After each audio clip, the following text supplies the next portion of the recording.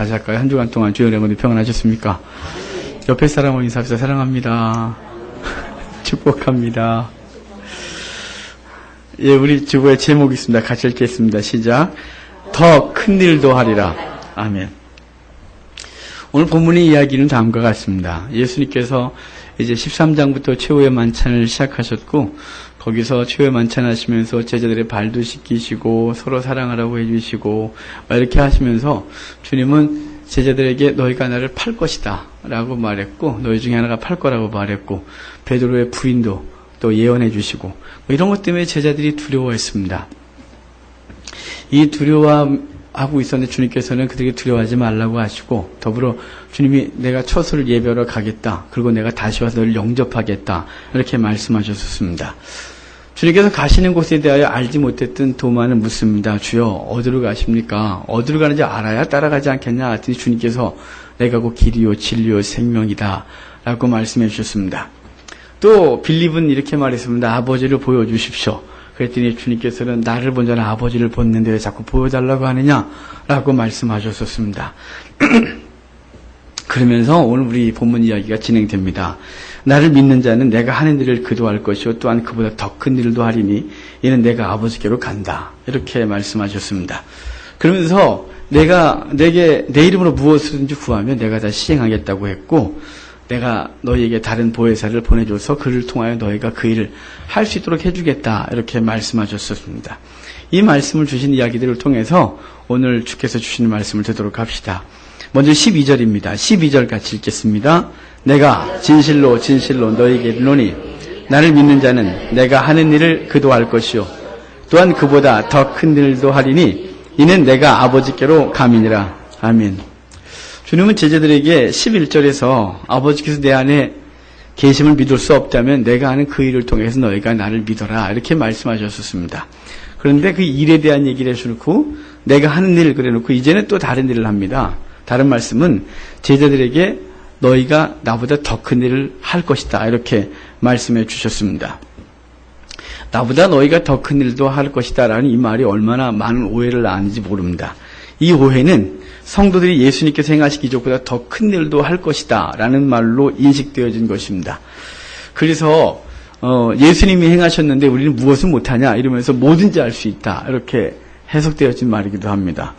몇 년 전에 한창 금이빨 사건, 한국교회를 뒤집어 놓을 때, 그때 몇몇 목사들이 같이 성경을 같이 연구하고 하다가 저하고 한 목사님하고 재판 부딪힌 적이 있습니다. 유명한 교단의 목사님이신데 그분이 저하고 막 얘기를 하다가 금리빨 얘기를 하고 자기가 봤다고 막 그래서, 그러냐, 받고 뭐 할 거냐, 그리고 또 강단에서 또 금이 막 쏟아진다 그러고 되게 부자 되겠다, 막 이런 얘기를 하다가 대체 그럴 이유가 뭐냐, 주님께서 이 시기에 그렇게 금을 막 만들 이유가 뭐고, 막 이런 얘기를 하다가 그분이 이제 저한테 갑자기 14장 12절 말씀을 확 던져줬어요. 주님, 당신은 하나님을 믿지 않는 거다고 저한테. 왜 그러냐 내가 했더니 하는 말씀이 뭐냐면, 거기 분명히 말하기를 너희가 나보다 더 큰 일도 하리라 그랬는데 당신이 그걸 못 믿냐 그래갖고 내가 주님을 못 믿는 게 아니다, 이러면서 계속 싸우다가 언쟁이 너무 돼서 분위기가, 다른 목사들끼리 분위기가 싸해져서 우리 그만하고 각자 신학 따라가자 이러고 말았어요. 어차피 출신학교도 다르고 그냥 가끔 모여 성경을 연구하는 팀이었기 때문에 그냥 말고 돌아왔어요. 근데 제가 답답했어요. 그래서 보니까 은사주의자들이 이 말을 굉장히 좋아하는 거예요. 그들은 무엇인지 우리가 주님보다 더 많이, 더 큰 일도 하리라는 말 때문에 모든 기적들도 다 행할 수 있다라는 것으로 받아들인 거예요.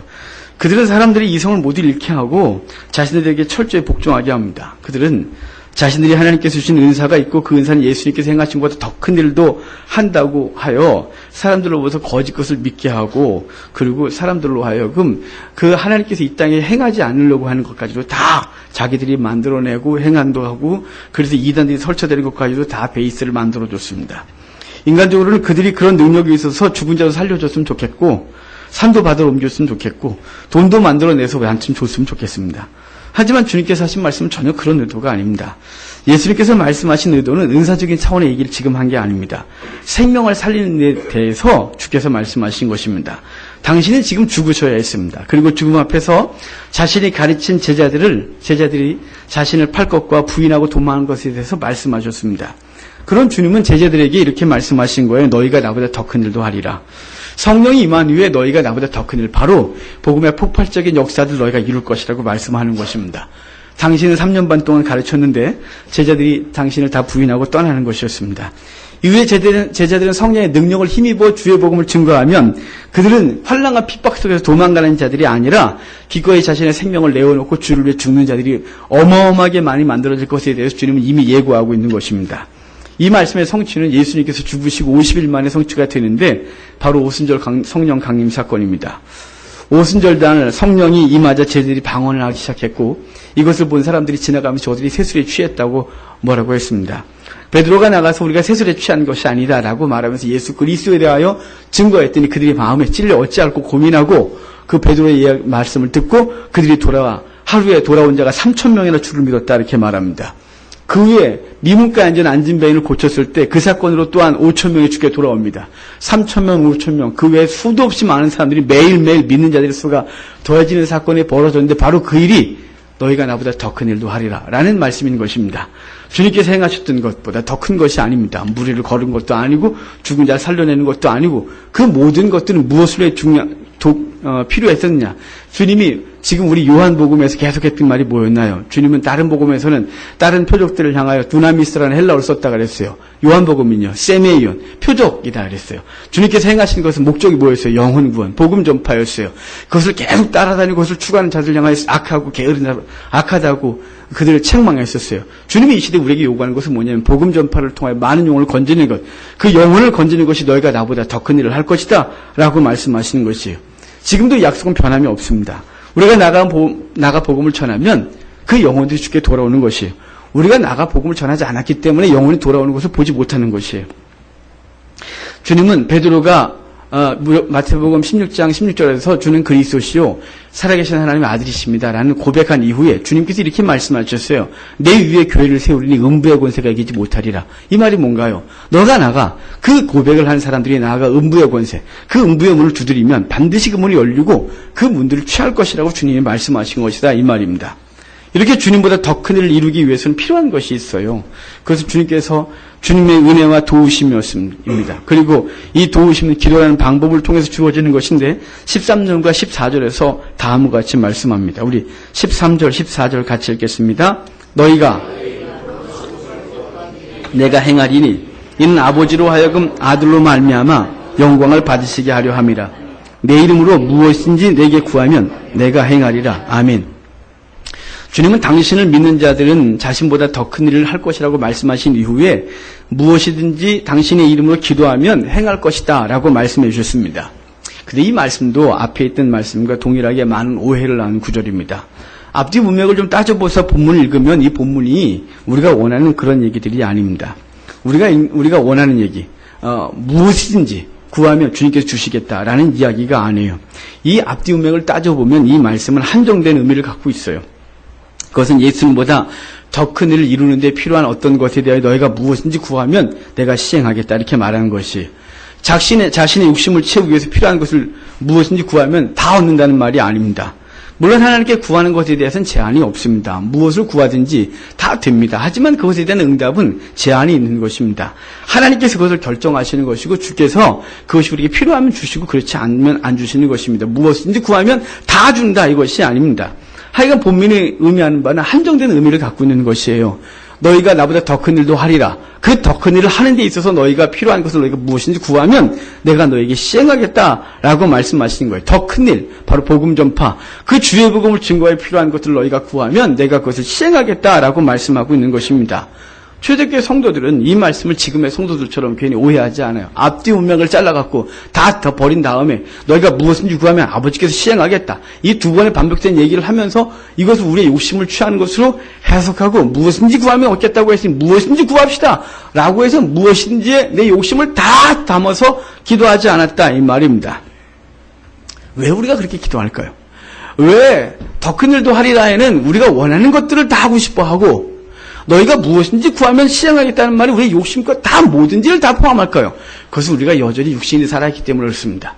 육신이 살아있어서 육신이 원하는 것을 다 얻고 싶은 것이, 육신이 바라는 것을 다 기적같이 얻고 싶은 것이, 그래서 그것을 다 그렇게 해석하신 거예요.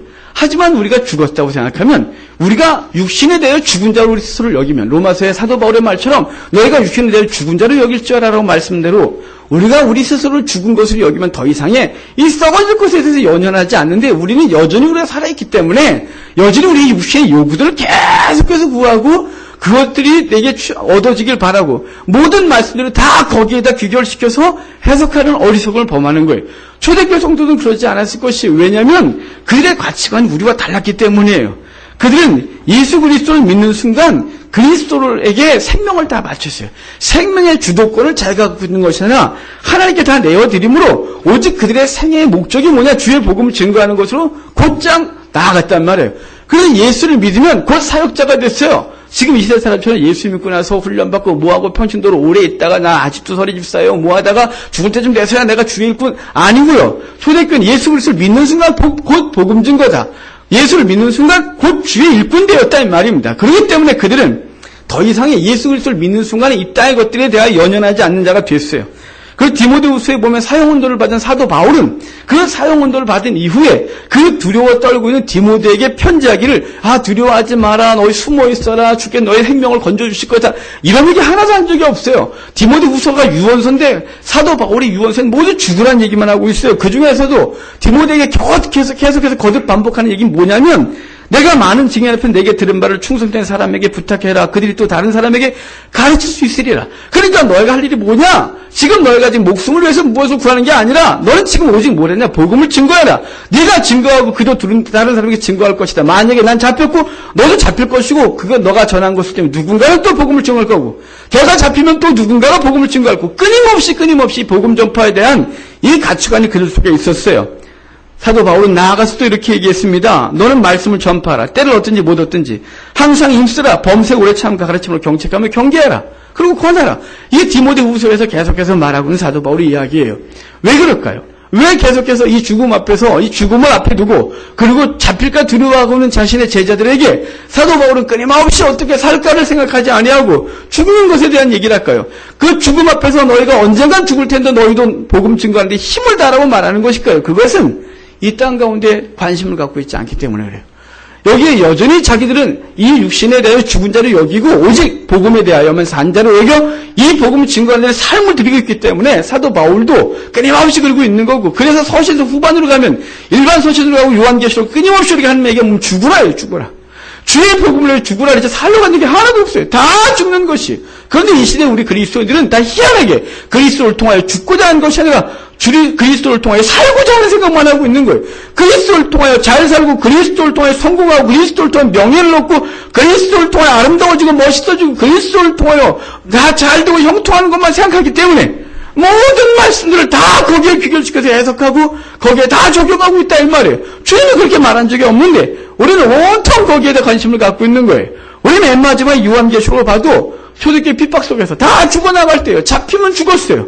그런데 그때 주님께서 두 증인을 세워 복음을 증거하라고 하셨고 사단은 42달 동안 그러니까 가끔 교회를 박해하고 환란을 주지만 성도는 1260일 매일매일 나가 복음을 증거하라고 말하고 있는 거예요. 근데 복음을 증거하면 이기냐? 아니요. 무정의 살로 침승에 너희 죽는다 이렇게 말하고 있어요. 그 죽는 장소를 말해요. 주께서 죽으신 장소. 십자가를 지신 곳. 소돔이라고 하고 세상이라고 하는 그곳에서 그들이 죽는다 이렇게 말하고 있는 거예요. 산다고 말한 적이 없다 이 말이에요. 그러니까 초대교회 성도들은 끊임없이 이 말씀을 뭐라고 받아들였을까요? 더 큰 일도 하리라. 너희가 무엇을 구하든지 내가 시행하리라. 내가 행하겠다 이 말은 주께서 우리에게 주신 이 복음의 사명 이것을 증거하면 주님께서 3년만 동안 12명의 사도를 삼으시고 그것을 통하여 지금 우리를 통해 더 많은 영혼들 주의 복음을 증거하면 하루에 3,000명 5,000명이 돌아오는 이 사건이 이루어지고 이것을 위해 내가 필요한 것들을 구해라. 그럼 내가 시행하겠다. 이 말에서 더 이상 벗어나질 않았다 이 말이에요. 성도 여러분, 주님께서는 우리에게 더 큰 일도 하라고 하셨어요. 그래서 그것을 기도하라고 하신 것입니다. 너희가 복음 증거하는 데 필요한 것이 건강이냐? 건강을 구하라고 말하는 거예요. 복음 증거에서 재물이면 재물을 구하라고 한 것이. 이것이 잘 먹고 잘 살기 위해서 구하라고 하는 건 하나도 없는 것이. 근데 우리는 온통 복음 증거 저 뒤에 가 있고 온통 주 앞에서 부르짖는 것이 세속적인 가득하고 것이.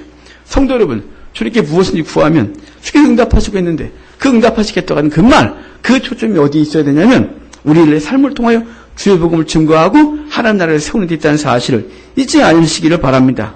이렇게 말씀하셨던 주님은 당신에 대한 사랑과 당신이 우리에게 주신 계명에 대해서 그 관계에 대해서 말씀해 주십니다.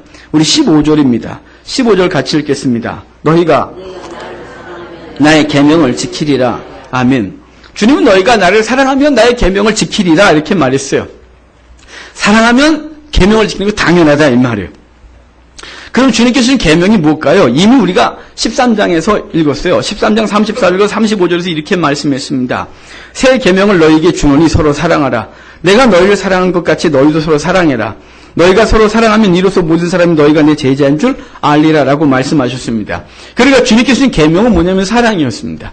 그러니까 너희가 나를 사랑하면 너희가 서로 사랑할 것이다. 이 계명을 너희가 지킨다 이렇게 말씀하고 있는 것이죠. 그런데 주님께서 주신 이 계명, 이 세 계명의 사랑인데 이 사랑의 행위는 어떤 것일까요? 먹을 것을 나눠주고 따뜻한 말로 격려해주고 그들을 품에 안아주고 이런 것일까요? 그것도 분명히 사랑의 한 행위이고 그것도 우리가 해야 될 일인 것입니다. 그것을 절대로 부인할 수 없습니다. 하지만 가장 큰 사랑의 행위, 가장 적극적인 사랑의 행위는 무엇이냐면 바로 복음 증거입니다. 복음 전파가 가장 큰 사랑의 행위이고 가장 큰 선은 예수 그리스도를 믿는 것입니다. 가장 큰 악은 믿지 아니하는 것이고 가장 큰 가장 큰 사랑은 복음을 증거하는 것입니다. 반대로 그를 사랑하지 않은 복음을 증거하지 않는 것입니다. 우리의 가족과 이웃들에게 가장 사랑하는 이 우리의 행위는 바로 복음 증거인 것입니다. 새 계명은 결코 쉽지가 않아요. 특별히 복음 전파라고 한정짓는 순간 그것이 얼마나 어려운지 몰라요. 이미 성도들 중 다수는 그 복음 증거가 얼마나 힘든지를 경험했을 거로 압니다. 특별히 가족과 가까운 이웃에게 복음을 증거하는 것이 정말 어렵습니다. 그들을 교회로 이끄는 것이 얼마나 어려운지 몰라요. 이 사실을 주님도 이미 아셨습니다. 예수님도 형제들에게 3년 반 동안 사역하실 동안 미친 사람 취급받았었고 받았었습니다. 이러한 현실로 인해 주님은 이 복음 전파를 위해서 우리에게 선물을 하나 놀라운 것을 허락하셨습니다. 그것이 16절부터 20절까지입니다. 우리 같이 읽겠습니다. 16절부터 20절까지 내가 아버지께 구하겠으니 그가 또 다른 보혜사를 너희에게 주사 영원토록 너희와 함께 있게 하리. 그는 진리의 영이라. 세상은 능히 이는 그를 보지도 못하고 알지도 못함이라. 그러나 너희는 그를 아나니 그는 너희와 함께 거하시며 또 너희 속에 계시겠음이라. 내가 너희를 고아와 같이 버려두지 아니하고 너희에게로 오리라. 조금 있으면 세상은 다시 나를 보지 못할 것이로되 너희는 나를 보리니 이는 내가 살아있고 너희도 살아있겠음이라. 그 날에는 내가 아버지 안에 내가 너희 안에 있는 것을 너희가 알리라. 아멘. 주님은 이 세 계명, 바로 사랑, 특별히 복음 증거, 이것은 인간의 힘으로 되지 않는 것을 아셨습니다. 그래서 오직 절대자 힘, 성령의 도우심이 없이는 가능하지 않은 것을 아셔서 주님께서 우리에게 선물을 허락하신 것입니다. 복음 증거에게. 이 계명을 지키는데 가장 중요한 이 성령을 우리에게 선물로 약속하고 있는 것입니다. 그래서 성령을 가리켜 본문에서는 다른 보혜사다 이렇게 말하고 있습니다. 여기 보혜사라는 말은 파라클레토스라는 말인데 옆에라는 전치사 파라라는 말과 말하다라고 하면 클레오가 합쳐져서 파라클레토스라고 됐어요. 옆에서 말하는 자라는 말의 뜻인데 직역을 하면 이것이 번역되기를 상담가, 위로자, 변호사, 보혜사 이렇게 여러 뜻으로 번역됩니다. 그런데 이 보혜사를 수식하는 단어가 있어요. 여기 다른 보혜사라고 말하고 있습니다. 다른 보혜사라면 성령의 보혜사고 또 다른 보혜사가 있다는 것인데 그것은 바로 예수님 자신을 가리켜 보혜사라 이렇게 말하는 것입니다. 예수님 보혜사셨습니다. 그분이 살아계실 때 제자들 옆에서 위로하고 격려하고 상담해주고 그들에게서 말을 들어주고 가르쳐주시고 그랬습니다. 하지만 이제 몇 시간 후에 주님께서는 잡히실 것이고 신문을 당하시고 죽을 것입니다. 그렇게 주님은 당신을 대신하는 어떤 한 존재, 그것은 바로 성령을 선물로 주시겠다고 말씀하신 것입니다. 그래서 본문에 다른 보혜사 이렇게 말하는 거예요. 본문을 계속해서 보면 이 성령에 대해서 여러 가지로 표현하고 있는데 이 성령 우리와 함께 하신다 이렇게 말해요. 저와 여러분과 지금 함께 하시면 믿으시길 바랍니다. 그래서 성경에 성령께서 우리와 함께 하시는 걸 이렇게 표현했어요. 우리 안에, 우리 앞에, 우리 옆에, 우리 위에. 그래서 성령께서 우리가 이해할 수 있는 모든 것을 다 통틀어서 그냥 그것을 다 동원해서 말씀해 주신 것이 우리 안에, 우리 앞에, 우리 옆에, 우리 위에라고 성령께서 우리 가운데 함께 하시는 걸 말씀해 주셨어요. 성령이 거하시는 그 심령을 여러분 하나하나를 성전이라고 말하는 것입니다.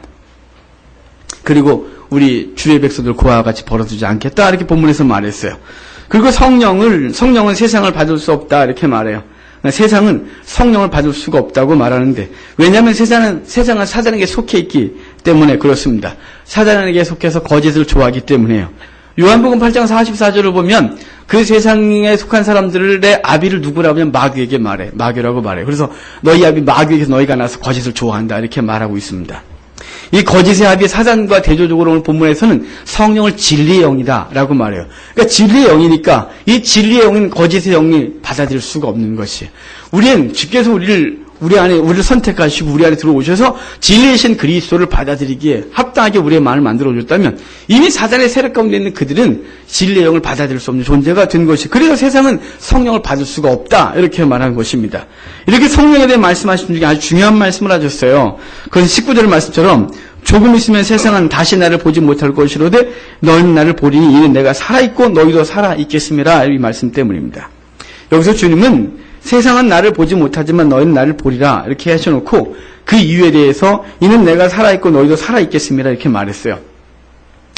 이 구절을 현대어 성경에서 이렇게 번역했습니다. 내가 살아있고 너희도 살아날 것이기 때문이다 이렇게 말했어요. 이 말은 뭐냐면 조금 있으면 세상은 나를 보지 못하지만 너희는 나를 볼 것이다. 왜냐하면 내가 살았고 너희도 살아날 것이기 때문이다 이렇게 말했어요. 이 말은 주님이 부활할 것을 일단 전제하시고 부활 이후에 부활하시고 그분이 승천하시고 성령을 부활해주시고 그 모든 사건에 대하여 믿지 않는 자는 볼 수가 없대요. 하지만 너희는 본대요. 왜냐하면 주님은 살아나셨고 너희도 살 것이기 때문이래요. 여기 살 것이라는 말의 전제는 뭐냐면 너희가 죽었었다 이 뜻이에요.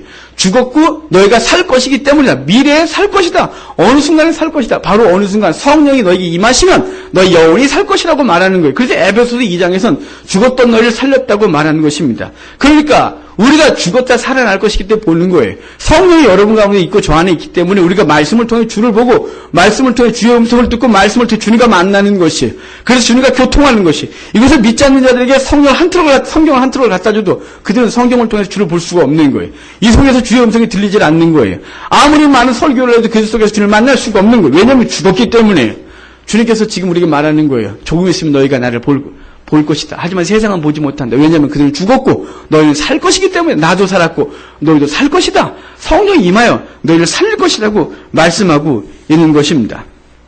성령은 우리에게 생명을 주시고 보존해 주시고 지켜주시는 유일한 분을 믿으시길 바랍니다. 이렇게 성령에 대해 말씀해 주신 주님은 당신에 대한 사랑과 계명을 지키는 일에 대해서 다시 말씀해 주셨어요.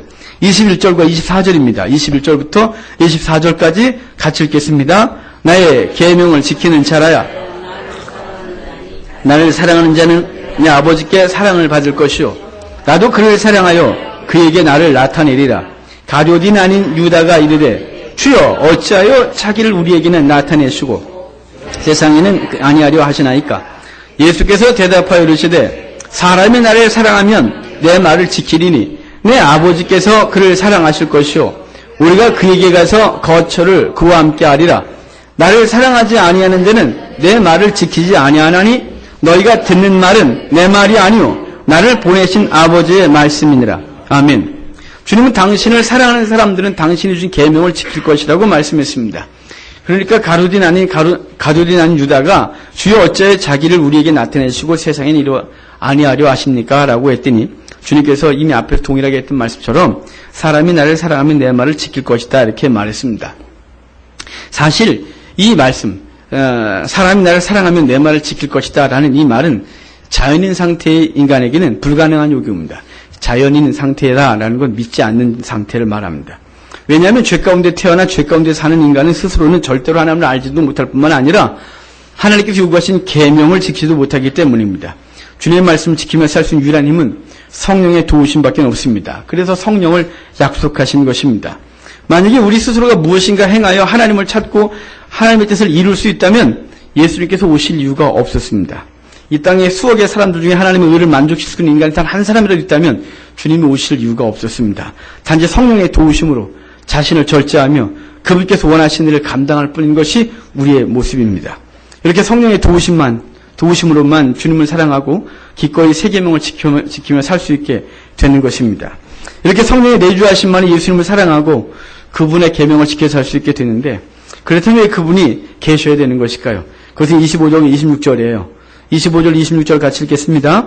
내가 아직 너희와 함께 있어서 이 말을 너희에게 하였거니와 보혜사 곧 아버지께서 내 이름으로 보내실 성령 그가 너희에게 모든 것을 가르치시고 내가 너희에게 말한 모든 것을 생각나게 하리라. 아멘. 성도들이 세 계명을 지키게 되는 것은 바로 성령께서 모든 것을 가르쳐 주시고 생각나게 해주시기 때문입니다. 그래서 이미 예수님은 제자들이 환난을 겪게 될 것을 미리 아셔서 말씀해 주셨어요. 제자들 2명씩 파송하실 때 마가복음 13장 11절에서 이렇게 말씀하셨었어요. 사람들이 너희를 끌어다가 넘겨줄 때 무슨 말을 할까 미리 염려하지 말고 무엇이든지 그때 너희에게 주시는 그 말을 알아. 말하는 이는 너희가 아니고 성령이시니라. 주님께서 깨닫게 하시고 생각나게 하시고 너희들로 하여금 이 믿음을 지키고 이 복음을 증거하는데 다 필요하게 하시겠다 이 말이에요. 초대교회 성도들이나 이 시대 주의 백성들이나 모두 동일하게 세상의 주관자인 사단에게 공격을 당합니다. 그러나 두려워하지 않을 것은 그때마다 주께서 믿음을 지킬 수 있는 말씀을 허락해 주시기 때문에 그렇습니다. 그러기에 야고보서 1장 5절에는 이렇게 말합니다. 너희 중에 누구든지 지혜가 부족하거든 모든 사람에게 후히 주시고 꾸짖지 아니하신 하나님께 구해라. 그리하면 주시리라. 여기 야고보서 1장 초반부터 1장 후반까지 계속 무슨 얘기를 하냐면 여러 가지 시험을 만나게 너희가 온전히 기쁘게 여기라 라고 말하면서 그 시험에 대긴 얘기를 쭉 하면서 하는 말이 뭐냐면 이 말씀이었습니다. 너희 중에 누구든지 지혜가 부족하거든 모든 사람이 후히 주시고 꾸짖지 아니하신 하나님께 구해라. 그럼 주시리라 라고 말했는데 여기서 지혜는 잘 사는 지혜, 성공하는 지혜 아니고요. 믿음을 지키는 지혜. 그 많은 시험 속에서 믿음을 지키는 지혜를 구해라. 그리하면 꾸짖지 아니하신 하나님께서 주시겠다. 너 저번에도 그것 때문에 구해놓고 또 구하니? 아니 그러지 아니하시고 끊임없이 그 환난에서 믿음을 지켰다니까 구하면 그분께서 후히 주시겠다고 말씀하고 있는 거예요. 디모데에게 사도 바울은 이 환난에서 이기게 하면서 이렇게 말했어요. 내가 말하는 것을 생각해보라. 주께서 범사에 내게 총명을 주시리라. 여기 범사에 내게 총명을 주라고 말한 것도 똑똑하게 있다가 아니에요. 거기도 환난 가운데서 너희가 믿음을 지키는데 그 환난 가운데서 너희가 믿음을 지키기 위해서 부인하지 않고 도망가지 않게 하여 너희가 주께서 너희에게 뭘 좀 총명을 주겠다 이렇게 말하는 거예요. 환난과 밖에서 믿음을 지키는 총명 그것을 주시겠다고 말씀한 것입니다. 정말로 초대교회 성도들은 로마 박해가 한참 심할 때 성령의 감동으로 믿음을 지켰습니다. 사도 바울도 수없이 죽을 고비를 넘기며 예루살렘에 잡혔다가 신물 당할 때 그때도 주께서 그에게 할 말을 예비시켜서 말하게 하셨습니다. 백성들 앞과 천부장 앞에서 벨릭스와 베스토 총독 앞에서 아그리빠 2세 앞에서 하나님 그가 사도 바울은 자신을 건지신 예수 그리스도를 증거하고 그들도 예수 그리스도를 믿게 하기 위하여 그가 병언하는 것을 보게 됩니다. 주의 성령이 안에 있으면서 행하신 놀라운 일은 이미 우리가 본 것처럼 너희에게 모든 것을 가르치시고 내가 너희에게 말한 것을 생각나게 하겠다라고 말씀하셔서 우리 안에 거하신 성령께서 말씀을 생각나게 하시고 깨닫게 하시고 그 말씀대로 근거하여 살게 하시는 신의 근원 되신다 이 말입니다. 이렇게 성령의 도우심을 믿고 나가 복음을 전파하는 그들에게 주어지는 감정이 하나 있어요. 두려움이에요. 여러분 초대교회 성도들 입장을 생각해 보셨습니까? 복음 증거하다가 맞았습니다. 복음 증거하다가 죽었습니다. 그럼 그들에게 복음을 증거하러 나가라고 하면 그것이 두려움이 없겠습니까? 지금도 전도하러 나가자. 그럼 몇몇은 뒤로 막 빠집니다. 왜냐하면 무서워서. 그런데 이 무서워서 빠지는 그들을 향하여 주님께서 줘야 될 말이 하나 있는 것이죠. 그 약속이 27절과 28절입니다. 우리 같이 읽겠습니다. 27절, 28절. 평안을 너희에게 끼치노니 곧 나의 평안을 내가 너에게 주는 것은 세상이 주는 것 같지 아니하리라. 너희는 마음에 근심하지도 말고 두려워하지도 말라. 내가 갔다가 너희에게로 온다 하는 말을 너희가 들었나니 나를 사용한 감을 기뻐하여 쓰리라. 아버지는 나보다 크심이니라. 아멘. 주님은 제자들에게 두려워하지 말라고 하셨습니다. 이 말씀은 당장 눈앞에 있는 이스라엘 백성들의 연약함과 초대교회 성도들의 두려운 현실, 현대를 살아가고 있는 우리들에게 주시는 말씀입니다. 그런데 이렇게 두려워하지 않을 이유에 대해서 본문에 이렇게 말해요. 평안을 너에게 끼치기 때문이다. 이렇게 말해요. 평안을 너에게 끼치노라. 이렇게 말해서 주께서 평안을 주시니까 두려워하지 마라. 이렇게 말하는 것이에요. 그렇다면 주님께서 주시는 평안이 무엇이냐 이 말이에요. 그것은 예수님의 일생을 통해 볼 수 있어요. 그것은 예수님이 박해와 죽음 앞에서도 오직 사랑하는 영혼들만 생각하시며 그 모든 고난과 수치를 감당하신 평안입니다.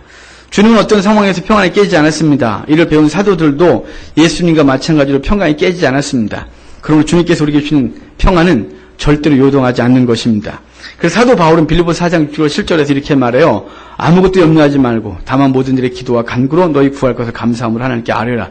그리하면 모든 지각에 뛰어난 하나님의 평강이 그리스도 예수 안에서 너희 마음과 생각을 지키시리라. 너희가 뭐든지 구해라. 그럼 다 준다? 아니에요. 계속해서 뭔 말일까? 너희 뭐든지 구해라. 그러면 평강을 주시리라. 이렇게 말하는 것이. 주님도 너희가 뭐든지 구해라. 그래놓고 가장 좋은 것을 주시겠다는 성령을 주시겠다. 이렇게 말씀하셨어요. 베드로와 요한이 성전 민문가에서 안전벨을 고쳤을 때 관원들이 그를 잡아다가 사람들이 막 돌아오니까 그 관원들이 그를 잡아다가 박해하면서 그 예수님의 이름으로 아무 말도 하지 말라고 시켰어요. 그 협박 앞에서 그들이 한 말이 있어요. 이렇게 말해요. 하나님 앞에서 너희의 말을 듣는 것이 하나님의 말씀 듣는 것보다 옳은가 판단하라. 우리는 보고 들어서 말하지 않을 수 없다. 정말 평강이 깨지질 않는 거예요. 예수님이 잡히실 때 그들의 모습은 어땠나요? 막 도망갔습니다. 두려워 떨었습니다. 부인하고 도망갔습니다. 어쩔 줄 몰랐습니다. 덜덜덜거렸습니다. 그리고 50일이 지나 성령이 임하시고 나서 그들은 완전히 바뀌었습니다. 성령께서 주는 놀라운 평안 때문에 그 죽음 앞에서도 그 협박 속에 끄떡도 않는 사람들이 되어진 것입니다. 베드로는 다음 날이면 헤롯에 의해서 일세에 의해서 먼저 죽은 야고보처럼 순교할 것인데 그는 감옥에서 코를 골며 잡니다. 우리가 잘 아는 사도 바울과 실라가 빌립보 지역에서 복음을 전가하다가 억울하게 매를 맞고 감옥에 갇혔는데 그들은 감옥 안에서 찬송을 불렀다고 이렇게 말합니다. 어떻게 이럴 수 있는 것일까요? 그들에게는 평강이 있었습니다. 누가 준 평강이냐면 세상에 주는 것 같지 않다. 바로 예수님이 주신 평안이 그들 속에 있었기 때문에 이까지 것들 때문에 이 세상의 것들 때문에 평안이 깨져가나 그리고 두려워하거나 구원에 대한 불확실함으로 살아가지 않는다 이 말이에요. 여러분 주님께서 우리에게 주신 평안이 있습니다. 영원히 변찮은 평강입니다. 세상은 갖가지 다 채워져야 평안합니다. 돈이 채워져야 평안하고 건강이 채워져야 평안하고 내 자식 잘 돼야 평안하고 미래가 보장돼야 평안하고 그것이 세상이 주는 평안입니다. 근데 주님이 뭐라 그랬어요? 내가 주는 것은 그것 같지 않다라고 말해요. 그래서 베드로서는 아주 확실한 얘기를 해요. 아주 중요한 얘기를 해요. 이 평강이 더해지고 깊어지고 풍성해지는 방법에 대해서 베드로 후서 1장 2절에 이렇게 말해요. 하나님과 우리 주 예수 그리스도를 알므로 은혜와 평강이 너에게 더하시리라. 더 많아질지어다 이렇게 말해요. 더욱 많아진다. 어떻게 해요? 하나님과 우리 주 예수 그리스도를 아는 것을 통하여 그 평강이 더해진다 이렇게 말하고 있는 거예요. 더 많아지는 거예요. 그러니까 성도의 평강은 세상 것이 채워진다고 평안해지는 게 아니라 이 말이에요. 그러니까 우리가 우리의 기도 제목이 온통 썩을 것에 대하여 있으면 이 돌이켜야 하는 것이 기도 시작부터 끝까지 돈, 기도 시작부터 끝까지 자식, 기도 시작부터 끝까지 성공이 있다면 우리는 뭔가 지금 착각하고 앉아있는 거예요. 여러분 그건 유한한 것이고 그것이 있다가 사라지는 것이고 그것이 아무리 채워져도 우리 속에 평강이 완전해질 수가 없는 것이 우리의 평강은 하나님과 주 예수 그리스도를 알므로 그 평강이 더욱 많아지는 것이 안다, 야다 하는 것이 경험해야 하는 것이 주님과 관계를 통해 아는 것입니다. 주님 앞에 내가 살아보고 주 앞에 삶을 들여보고 주 앞에서 그냥 그 선택을 할 때 주의 뜻과 세상 앞에서 바른 선택을 해보고 하나님 어떻게 그것을 응답하시는지 자꾸 교회에 보면 그 인생에 벌어지는 많은 것들 속에서 세상에 주는 그 두려움 앞에 넘어지지 아니하고 주님 주신 평강으로 평강이 깨지지 않는 사람으로 서게 되는 것입니다. 그래서 베드로가 말한 이 말을 기억하시길 바랍니다. 주님께서 이렇게 말씀하신 이유에 대해서 본문의 말씀에 대해 이 많은 이야기를 한 이유에 대해서 이제 29절부터 31절까지 결론을 말씀해 주세요. 29절부터 31절까지 같이 읽겠습니다. 이제 일이 일어나기 전에 너희에게 말한 것은 일이 일어날 때에 너희를 믿게 하려 함이라. 이후에는 내가 너희와 말을 많이 하지 아니하리니 오겠습니다. 그러나 그는 내게 관계할 것이 없으니 오직 내가 아버지를 사랑한 것과 명령하신 대로 행하는 것을 세상이 알게 하려 함이로다. 일어나라 여기를 떠나자 하시니라. 아멘.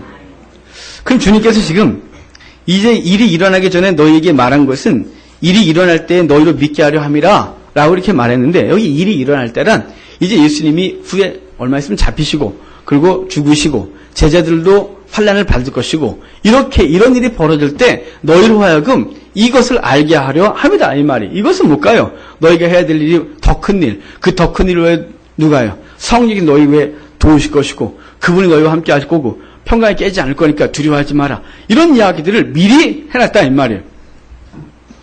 주님께서 해주신 말씀을 기억하게 하려는 것이라고 그 환난의 때 그렇게 하려는 것이라고 준 본문을 통해서 말씀하고 있는 거예요. 이 말씀을 통해 그들에게 주님께서 요구하신 것, 그 환난과 고난을 넉넉히 이기게 하려는 것입니다. 여기서 세상의 임금이라는 사단을 가리켜요. 그 사단의 수하에서 놀아나는 이 땅의 모든 권력과 가치관들로부터 끊임없는 공격을 당할 때 이 말씀을 기억하여 이기게 하려는 것입니다. 성도 여러분, 우리가 주님께서 우리에게 약속하신 것이 있습니다. 너희가 나보다 더 큰 일도 하리라. 너희가 무엇인지 구하면 내가 너에게 시행하리라. 너희가 나를 사랑하면 나의 계명을 지킬 것이다. 내가 너에게 보혜사를 보내주겠다. 그 보혜사가 너희에게 이 말씀을 생각나게 하고 깨닫게 하겠다. 내가 두려워하지 마라. 내가 너에게 평강을 주겠다. 이 평안은 세상에 주는 것 같지 않다. 내가 주는 평강은 영원히 흔들리지 않는다고 말씀하신 이것을 이 환난의 때에 기억하라고 주셨다 이 말입니다. 그래서 여러분, 주님은 우리를 통해 더 큰 일을 지금도 원하십니다. 그 더 큰 일, 바로 영혼을 구원하는 것입니다. 천하보다 귀한 영혼 하나를 건지는 것이 얼마나 존귀한 일입니까? 그를 위해 교회가 세워진 것이고 목사가 된 것이고 여러분 성도가 된 것입니다. 이 땅에서 잘 먹고 잘 살라고 성도 만들어주는 것이 아닙니다.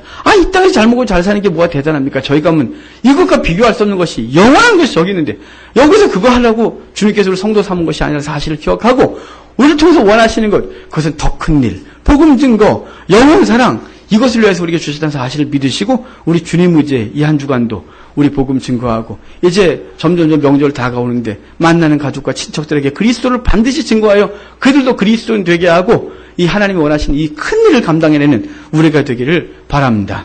기도하겠습니다.